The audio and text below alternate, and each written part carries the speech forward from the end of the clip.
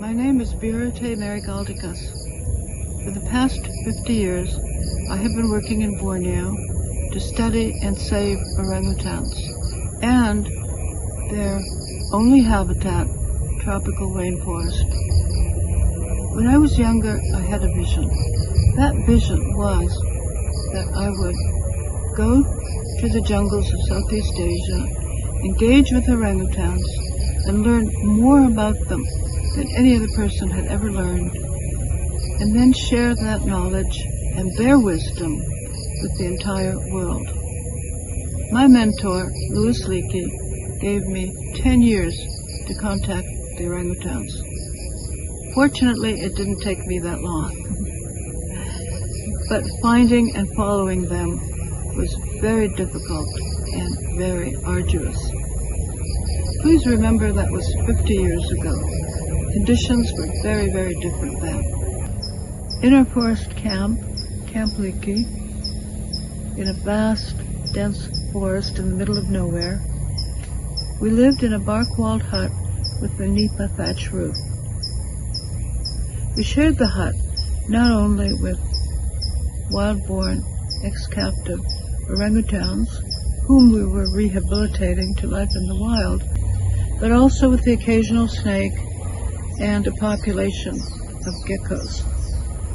We lived off local rice and occasional fish caught in an adjacent river by local people, and we grew our own vegetables. I rarely went into town.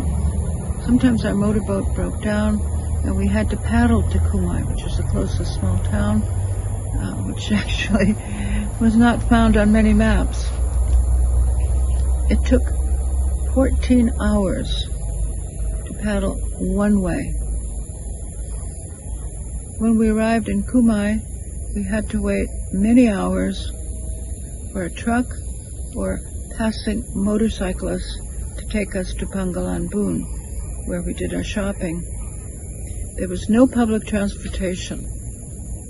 We bought local supplies and food, such as rice and canned sardines, which were our daily staples. I yearned for spaghetti, tomatoes, and ice cream. There was none to be had. Back in camp, we bathed in the crocodile-infested Sequoia Canyon River. Ignorance is bliss, they say. A few years later, 2 people were killed by crocodiles, one of them right in Camp Leakey. In order to follow wild orangutans, we waded up to our armpits in the dark, acidic waters of the tropical peat swamp. Of course, getting up at 3 or 4 o'clock in the morning to make sure that we arrived at orangutan nests before dawn.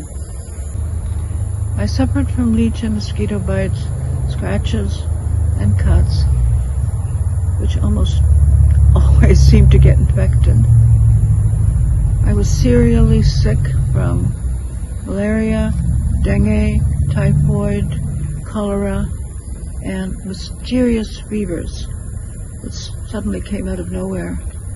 I later discovered those mysterious fevers were probably caused by dehydration.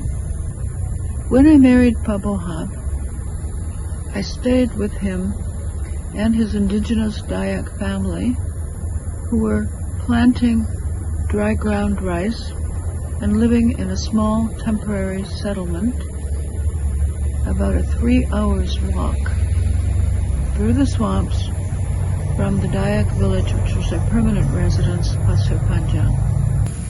Despite deep deprivation and major health issues, I found profound joy living in the forest with orangutans and my family. Orangutans became my family. When I look back at those early days, I realize that they were some of the happiest days of my life. I came to realize that nothing more is needed for happiness than food, clean drinking water, a few clothes, shelter from the elements, a life companion, and family. A simple life enables happiness. When I started going back to North America on a regular basis, I gradually discovered that during the 20 years that I had been away, much had changed.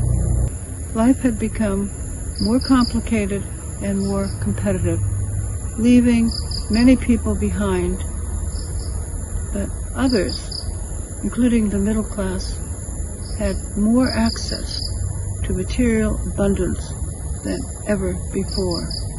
The middle class was swamped with a plethora of new manufactured goods, fast food, processed food, exotic cuisines, fresh produce imported from other countries, seasonally unavailable locally, technology that enabled electric gadgets to take over our lives, entertainment industry boomed, life became more hectic and more frenzied. Celebrities became our new idols. But humankind was paying a price and building up a debt with nature. Scientists have been speaking about this coming crisis for years, but had generally been ignored.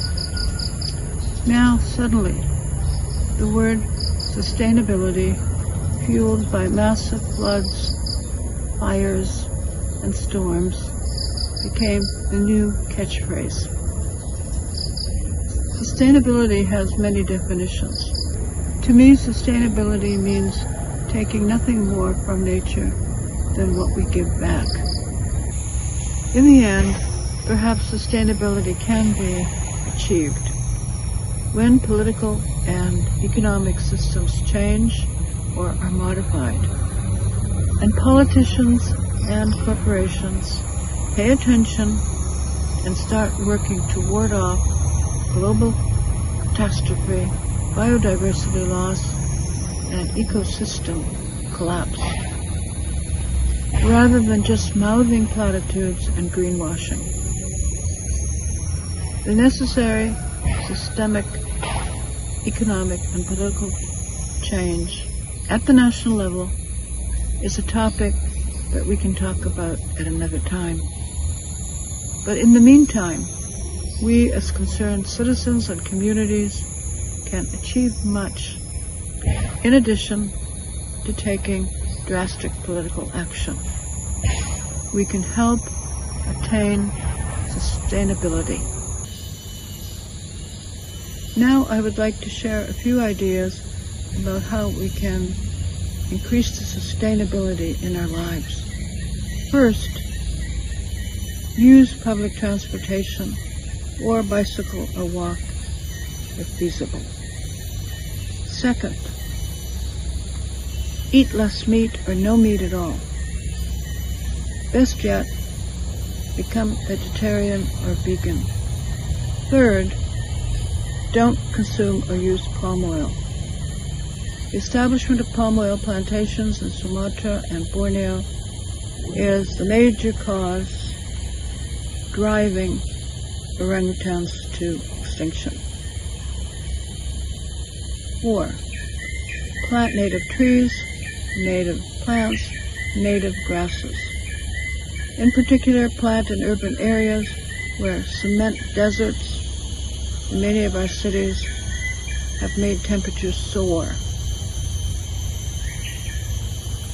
5th, please donate to organizations such as OFI Australia and OFI. Please include these organizations in your wills. This can be your environmental legacy for future generations. 6th, recycle, reuse, reduce. In particular, try to use less plastic or no plastic at all. The seas are full of plastic, and it is very difficult to recycle plastic. 7, finally, simplify, simplify, simplify. Sustainability occurs and can be maintained in our lives if we de-stress and simplify it. Simplify, simplify. We don't need a consumer culture run rampant. We don't need lots of stuff. What we really need is health, kindness, and love.